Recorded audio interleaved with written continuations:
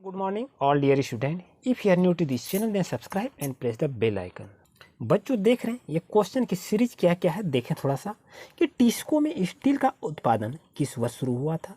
तो आंसर लिखेंगे 1912 ईस्वी में शुरू हुआ था। नेक्स्ट क्वेश्चन देख रहे हैं भारी अभियंत्रणा संयंत्र जिसको HEC की स्थापना कहता है कब की गई है। तो आंसर लिखेंगे 1958 ईस्वी में की गई है। नेक्स्ट क्वेश्चन है कि भारत में पहली सूती कपड़ा मिल 1854 ईस्वी में किस जगह स्थापित हुई थी। तो आंसर लिखेंगे बम्बई शहर में स्थापित हुई थी। नेक्स्ट क्वेश्चन को देखते हैं बच्चों कि सूरत बंदरगाह भारत के किस तट पर स्थित था। तो आंसर होना चाहिए आपका पश्चिमी तट, जो कि आप जानते भी हैं बच्चों। आइए आगे के क्वेश्चन को देखते हैं कि मसलिन जिसको मलमल कहता है ये क्या है। तो ये आपकी बारीकी सूती कपड़ा है। ऐसे भी क्वेश्चन आपसे पूछा जा सकता है। बच्चों आपसे मेरा रिक्वेस्ट है कि आप इसे थोड़ा सा पढ़ लें, क्योंकि ये सब क्वेश्चन आप ही के पाठ्य पुस्तक से लिया गया है। नेक्स्ट क्वेश्चन देख रहे हैं भारत का मैनचेस्टर किसे कहा जाता है। ये 6 नंबर क्वेश्चन काफ़ी इंपॉर्टेंट है, इसे याद रखें। तो इसका आंसर क्या होगा अहमदाबाद। आइए नेक्स्ट क्वेश्चन को देखते चलिए कि पुर्तगाली भारत में सबसे पहले कहाँ पहुँचे थे।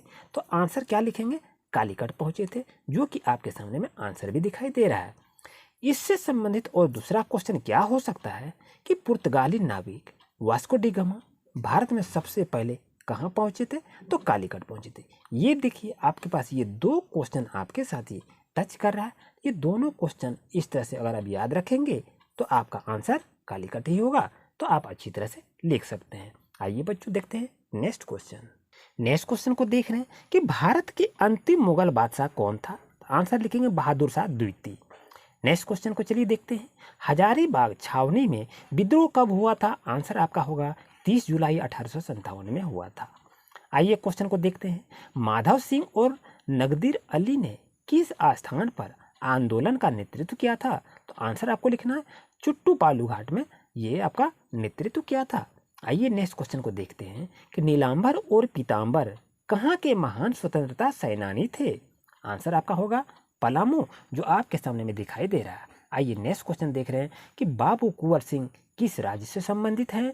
तो आपका आंसर होगा बिहार राज्य से संबंधित है। आइए क्वेश्चन को आगे बढ़ाते हैं और देखते हैं क्वेश्चन क्या कह रहा है कि किस अंग्रेज अधिकारी ने ठाकुर विश्वनाथ सहदेव को फांसी पर लटका दिया था। आंसर होगा आपका बच्चों कर्ल डाल्टन। आइए क्वेश्चन को आगे बढ़ाते हैं और देखते हैं सिपाही विद्रोह कब हुआ था। ये काफ़ी महत्वपूर्ण क्वेश्चन है, इसे याद कर लीजिए। तो आप जान रहे हैं सिपाही विद्रोह कब हुआ था 1857 ईस्वी में हुआ था, जो कि आपके सामने में आंसर भी दिखाई दे रहा है।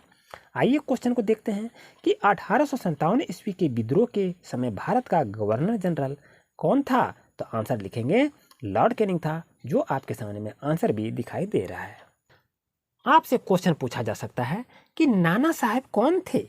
तो आंसर लिखेंगे नाना साहब पेशवा बाजीराव द्वितीय के दत्तक पुत्र थे, इसे आप याद रखेंगे। आइए क्वेश्चन को देखते हैं कि चुट्टू पालू घाटी में झारखंड के किन स्वतंत्रता सेनानियों को फांसी दे दी गई थी। तो आंसर लिखेंगे कि ओरमांझी क्षेत्र में टिकैत उमराव सिंह तथा शेख भिखारी को 8 जनवरी 1858 ईस्वी को चुट्टू पालू घाटू में एक वृक्ष में लटका कर फांसी दी गई थी। इस क्वेश्चन को देख रहे हैं कि 1857 ईस्वी के विद्रोह का तत्कालिक कारण क्या था। तो आंसर लिखेंगे चर्बी वाले कारतूस जो इनफील्ड नामक राइफल में भरने से पूर्व मुंह से खोलने पड़ते थे। ये आपका आंसर होगा। ये 1857 ईस्वी के विद्रोह का तत्कालिक कारण था, इसे अच्छी तरह से याद कर लें। आइए नेक्स्ट क्वेश्चन को देखते हैं, चलते हैं। क्या है कि 1857 ईस्वी के विद्रोह के कोई 2 परिणाम बताइए। इसका परिणाम पूछा है, तो परिणाम आप क्या लिखेंगे कंपनी के शासन का अंत हो गया तथा भारत में ब्रिटेन की पार्लियामेंट का शासन लागू हो गया। फर्स्ट को ये टॉपिक हो गया। और नेक्स्ट टॉपिक क्या लिखेंगे आप भारत में ब्रिटिश सेना की संख्या बढ़ा दी गई, तोप खाना पूर्णतः अंग्रेजों सेना के हाथों में रखा गया और भारतीय सेना का विश्वास कम किया जाने लगा। ये आपका 2 परिणाम काफ़ी महत्वपूर्ण है। नेक्स्ट क्वेश्चन देख रहे हैं क्या है कि किस भारतीय समाज सुधारक के प्रयास से सती प्रथा का अंत किया गया। तो आंसर होगा राजा राम मोहन राय, जो कि आप अच्छी तरह से जान रहे हैं। आइए क्वेश्चन को देखते हैं कि सती प्रथा पर महिला प्रतिबंध किस राजा ने लगाया था। आंसर होगा हर्षवर्धन। आइए नेक्स्ट क्वेश्चन है, किसने दिए की रोशनी में पढ़ना लिखना सीखा? तो आंसर होगा रास सुंदरी देवी। ये काफ़ी महत्वपूर्ण क्वेश्चन है, इसे एक नज़र से इसे याद कर लीजिए, काफ़ी ही महत्वपूर्ण टॉपिक है। हो सकता है परीक्षा में ऐसा क्वेश्चन आपको देखने को मिल सकता है। क्वेश्चन है कि स्त्री पुरुष तुलना नामक पुस्तक किसने लिखी थी? यानी स्त्री पुरुष क्या है, एक पुस्तक का नाम है, तो ये कहता है ये किसने लिखा था? तो आंसर आप देख रहे हैं आपके सामने में है कि ताराबाई शिंदे ने इस पुस्तक की रचना की थी। आइए क्वेश्चन को देखते हैं कि विधवा क्या कहता है, विधवा पुनर्निर्वाह कानून किसने लागू किया? तो आंसर होगा लॉर्ड डलहौजी ने लागू किया था। इसे अच्छी तरह से याद कर लें। आइए उसके बाद क्वेश्चन को लेकर आगे बढ़ते हैं। क्वेश्चन आपका देखते चलिए। क्वेश्चन यहाँ ये पूछा जा सकता है कि सती प्रथा का प्रथम प्रमाण किस अभिलेख में मिलता है? तो आंसर लिखेंगे एरन प्रमाण पत्र। यहाँ एरन अभिलेख में मिलता है सती प्रथा का प्रमाण पत्र। आइए क्वेश्चन को आगे बढ़ाते हैं और देखते हैं कि भोपाल की बेगमों ने लड़कियों के शिक्षा के लिए विद्यालय कहाँ खोली? आंसर होगा आपका बच्चों अलीगढ़ होगा। आइए नेक्स्ट क्वेश्चन को आगे बढ़ाते हैं और देखते हैं कि पहली बार दिल्ली के सिंहासन पर बैठने वाली महिला कौन थी? तो आंसर आपका क्या होगा रजिया सुल्तान, जो कि आप अच्छी तरह से जान रहे हैं। आइए बच्चों नेक्स्ट क्वेश्चन को देखते हैं, सत्य शोधक समाज की स्थापना किसने की थी? तो ज्योतिबा फुले ने सत्य शोधक समाज की स्थापना की थी।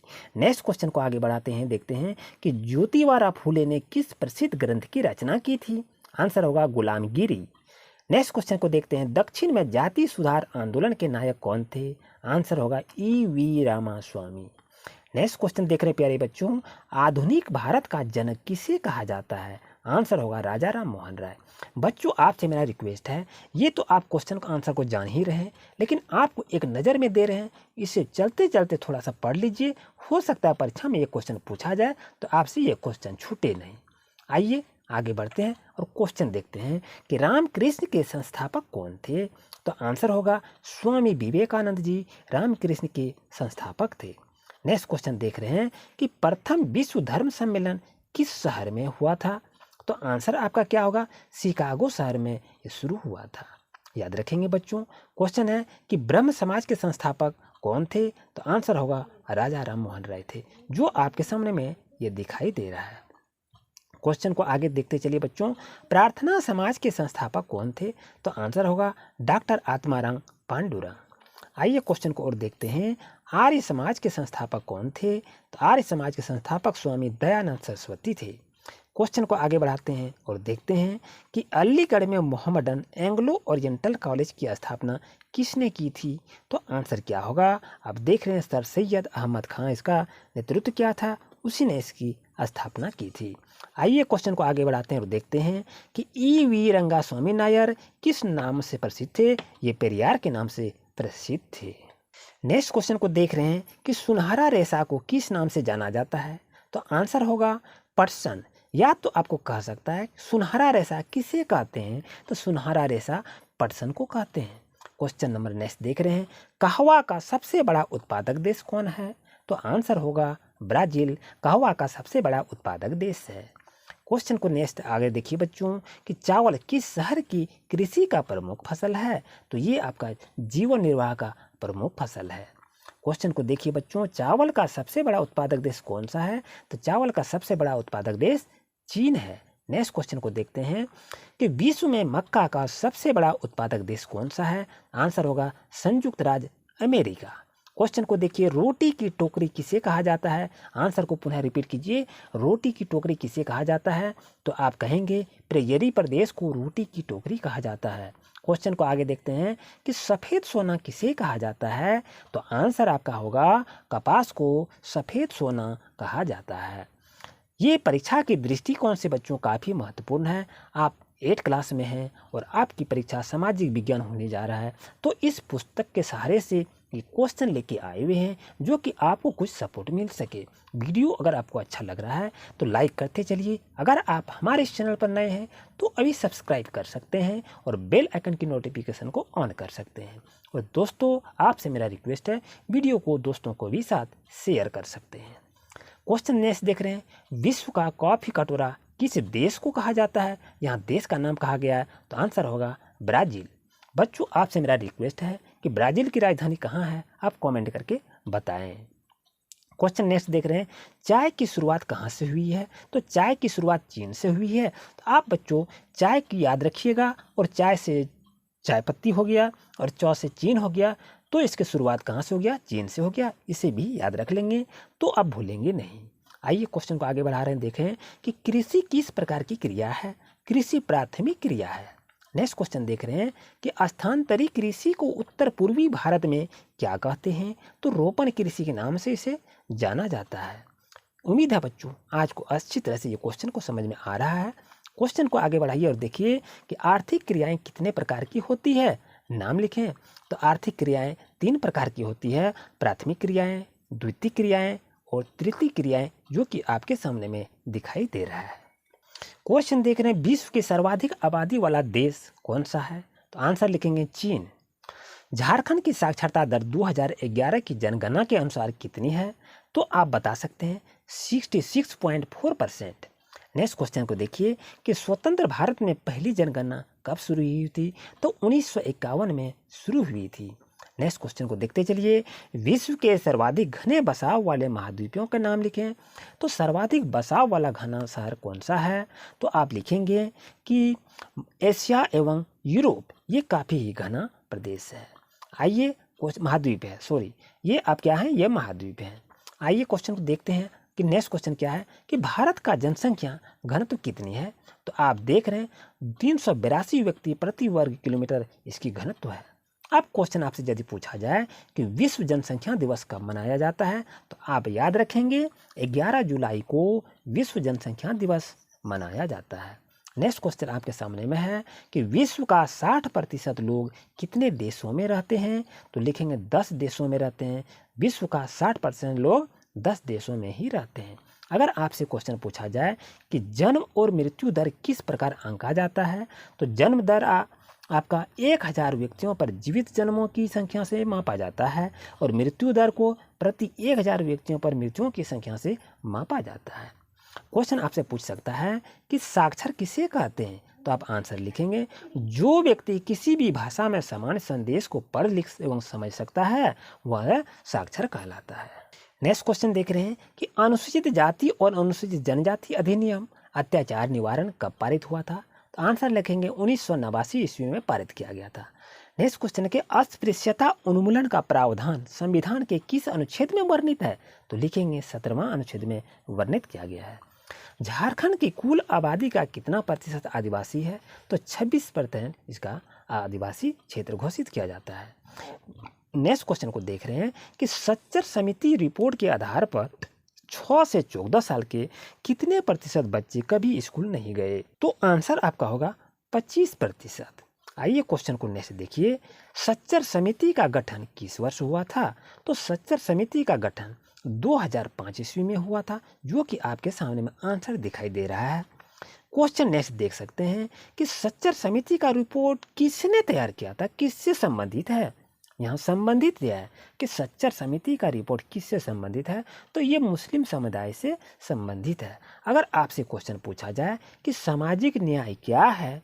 तो आंसर आप लिखेंगे कि सामाजिक न्याय किसी भी समाज की वह स्थिति है जिसमें समाज के सभी लोगों की न्यायोचित भागीदारी होती है। इसके बीच सामाजिक, आर्थिक और राजनीतिक किसी भी तरह का भेदभाव नहीं किया जाता है। इतना भी लिखेंगे तो आपको कोई दिक्कत नहीं है। आइए क्वेश्चन को आगे देखते हैं कि अल्पसंख्यक शब्द का क्या अर्थ है? तो अल्पसंख्यक शब्द का आमतौर पर ऐसा अर्थ रखते हैं कि ऐसे समुदाय के लिए इस्तेमाल किया जाता है जो संख्या की दृष्टि से बाकी आबादी के मुकाबले में बहुत कम है, जिसे हम अल्पसंख्यक के नाम से जानते हैं। नेक्स्ट क्वेश्चन देख रहे हैं कि फ्लोराइड युक्त पानी से कौन सी समस्या उत्पन्न होती है? तो आंसर होगा कमजोर हड्डी। नेक्स्ट क्वेश्चन को देख रहे हैं कि प्रधानमंत्री जीवन ज्योति योजना किस क्षेत्र से जुड़ा हुआ है? तो ये बीमा क्षेत्र से जुड़ा हुआ है। नेक्स्ट क्वेश्चन देख रहे हैं सुकन्या समृद्धि योजना कब लागू की गई थी? तो आंसर होगा आपका 2014 ईस्वी में लागू की गई थी। नेक्स्ट क्वेश्चन देख सकते हैं क्या लिखा है, आप अच्छी तरह से देखें कि भारत में बच्चों को किस उम्र तक निःशुल्क तथा अनिवार्य शिक्षा दी जाती है? तो 6 से 14 वर्ष इसका आंसर करेक्ट होगा। नेक्स्ट क्वेश्चन देखिए कि कोरोना वायरस के पहले मामले की पहचान कहाँ हुई थी? तो वुहान शहर जो कि चीन में स्थित है, वहाँ से इसकी शुरुआत हुई थी और पहचान हुई थी। एक ये इम्पोर्टेंट क्वेश्चन ये भी बच्चों रख सकते हैं कि केंद्र सरकार की आय के विभिन्न स्रोतों के नाम लिखिए। तो लिखेंगे उधार एवं अन्य देयताएं, निगम कर, आयकर, सीमा शुल्क और केंद्रीय उत्पाद शुल्क, सेवा कर एवं अन्य कर, ये केंद्र सरकार की आय के विभिन्न स्रोत हैं। नेक्स्ट क्वेश्चन देख सकते हैं कि बाल श्रम के क्या कारण हैं? तो बाल श्रम के निम्न कारण हैं: अत्यधिक जनसंख्या, अशिक्षा, गरीबी। और नेक्स्ट क्वेश्चन को देखिए कि बाल श्रम अधिनियम कब बनाया गया? तो 1986 ईस्वी में बाल श्रम अधिनियम को पारित किया गया है। और क्वेश्चन देख रहे हैं कि अंतर्राष्ट्रीय नशा निरोधक दिवस कब मनाया जाता है? तो 26 जून को मनाया जाता है। एक क्वेश्चन को बच्चों यहाँ थोड़ा सा इसको भी देख लीजिए कि नशाखोरी के दुष्प्रभावों को लिखें। तो नशाखोरी के दुष्प्रभाव क्या है? एकाग्रता में कमी, स्मरण शक्ति में कमी और स्वयं पर नियंत्रण कम होना और स्वच्छता में कमी। ये आप नशाखोरी के दुष्प्रभाव के बारे में जाने और ये पॉइंट लिखेंगे तो आपको अच्छी तरह से नंबर मिल जाएगा। ये काफ़ी ही महत्वपूर्ण क्वेश्चन है। नेक्स्ट क्वेश्चन को देख रहे हैं कि मानव तस्करी के क्या क्या तरीके हैं? तो मानव तस्करी के विभिन्न तरीके हैं जो देख रहे हैं: प्रलोभन देकर, धमकी देकर, जबरन या बल प्रयोग करके, अपहरण करके और धोखे से। ये सभी तस्करी के नए नए तरीके को देखा जाता है। आपसे ये भी क्वेश्चन पूछा जा सकता है कि बाल श्रम को दूर करने के लिए कोई 3 सुझाव दें। तो लिखेंगे सर्वप्रथम जब तक गरीबी रहेगी तब तक बाल श्रम हटाना संभव नहीं होगा, इसलिए गरीबी हटाने का प्रयास किया जाना चाहिए। फर्स्ट पॉइंट लिखेंगे। दूसरा पॉइंट में लिखेंगे, क्या लिखना है कि 14 साल की उम्र का कोई भी बच्चा किसी फैक्ट्री या खदान में काम करने के लिए नियमयुक्त नहीं किया जाए। और तीसरा में लिखेंगे कि बच्चों को स्वास्थ्य तरीके से स्वतंत्र व सम्मानजनक स्थिति में विकास अवसर और सुविधाएं दी जाए। जब किसी बच्चे को शोषित होते हुए देखें तो उसकी व्यक्तिगत मदद करनी चाहिए। यही इसका मुख्य पॉइंट होता है। बच्चों अगर आपसे यह क्वेश्चन पूछा जाए कि मानव तस्करी से बचने के कौन कौन से तरीके हैं, तो क्या लिखेंगे? हमेशा सतर्क रहना चाहिए, किसी परिचित अथवा अपरिचित के बहकावे में न आवे, किसी अपरिचित को अपना नाम, पता, मोबाइल नंबर व अन्य निजी जानकारी नहीं दें, किसी के बहकावे में प्रलोभन की जानकारी तुरंत अपने माता पिता को दें। और नेक्स्ट लिखेंगे पॉइंट, अपने अभिभावक या किसी विश्वसनीय व्यक्ति या संस्था का मोबाइल नंबर अपने पास अवश्य रखें। और नेक्स्ट क्वेश्चन क्या लिख सकते हैं? आंसर इसका, आवश्यकता पड़ने पर पुलिस को सहयोग लें। उम्मीद है बच्चों आज का क्लास आपके लिए काफ़ी महत्वपूर्ण रहा होगा। वीडियो को पाते ही आप कमेंट करें कि आपको ये वीडियो कैसा लगा। अगर काफ़ी यूजफुल रहा तो आप लाइक कर देंगे और दोस्तों को भी शेयर करेंगे। अगर आप हमारे इस चैनल पर नए हैं तो परीक्षा से जुड़ी हुई नए नए क्वेश्चन पाने के लिए A to Z study point channel को सब्सक्राइब कर सकते हैं। मेरी वीडियो को आप अंत तक देखें। आपको बहुत बहुत धन्यवाद। Thank you for watching my video.